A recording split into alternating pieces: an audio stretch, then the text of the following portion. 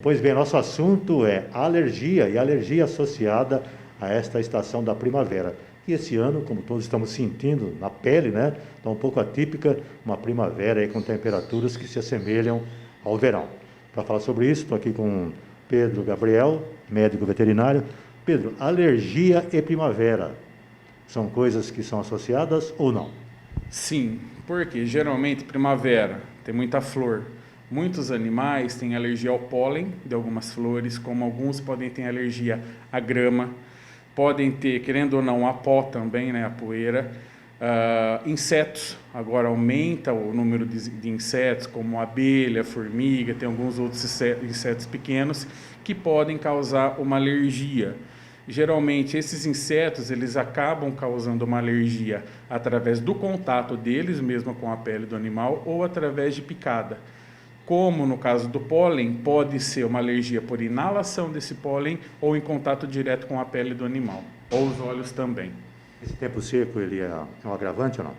Tempo seco sim, porque o tempo seco ele tem muito pó. O pó leva o quê? O pó pode levar ácaro, que dá muitas alergias, geralmente respiratórias e cutâneas do animal, como leva o pólen também, que causa o mesmo tipo de alergia.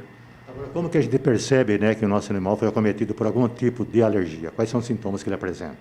Geralmente, o animal, se for uma alergia cutânea, o animal começa a se coçar muito, a pele desse animal fica mais avermelhada, fica uma pele mais grosseira, pode ter alguns pontos que parecem algumas espinhas, ou podem ter alergias respiratórias. Tá? O animal pode começar a tossir muito, pode espirrar, ter uma falta de ar e ter um inchaço em volta dos olhos, os olhos começam a ficar um pouco mais avermelhados também.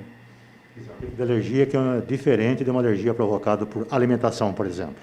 Sim, geralmente uma alergia alimentar, o animal pode desenvolver uma diarreia, um vômito, ou pode até ter algum edema de glote, levando o animal a ter um problema respiratório devido a uma hipersensibilidade alimentar. Ou pode ser cutânea também, se o animal tiver uma alergia por uma ração ou algo que ele comeu, pode ter uma sintomatologia na pele, o animal se coçar muito por causa de uma proteína que ele não se dá bem.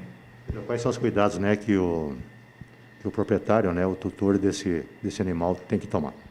Sempre manter o ambiente limpo, se tem uma grama, manter essa grama sempre aparada, ainda mais se o animal tiver uma alergia a essa grama. A grama alta leva a maior produção de insetos nesse local. Sempre que for passear, limpa depois as patas desse animal, mantenha um banho regular nesse animal, que é para a limpeza da pele, tirar alguns farelinhos, né, falando a grosso modo, que podem causar alguma alergia nesse animal. Tipo de caspa, né? Isso, um tipo de caspa. Essa caspa, na caminha do animal, acaba sendo um alimento para ácaros também, tá? Então, favorecendo o animal a ter dermatopatias. Mantém tudo sempre limpo. Se o animal tem uma alergia a uma abelha, aquele local que ele costuma passear tem muita flor, consequentemente vai ter mais abelha. A chance desse animal ser picado é muito grande. Então, evitar locais que possam levar o animal a ter uma alergia. Você falou em banho, né? Água e mais o quê? Água, um produto, um shampoo para cão ou para gato, uma frequência 10 a 15 dias um banho, dependendo do animal, sempre com produto veterinário. Tem alguns animais que eles podem ter uma hipersensibilidade a algum produto veterinário, aí tem que ser dado um banho com shampoo para hipersensibilidade, tá? Mas aí sempre acompanhado de uma prescrição de um médico veterinário. Com relação à alergia, os cuidados são no manejo com o animal. Não há uma vacina, não há um remédio que combata, ou existe? Pode ter, tá? Mas a gente prefere tirar os alérgenos do que ficar medicando esse animal. Se ele é um animal que tem muita alergia à grama, evita com que ele vá na grama.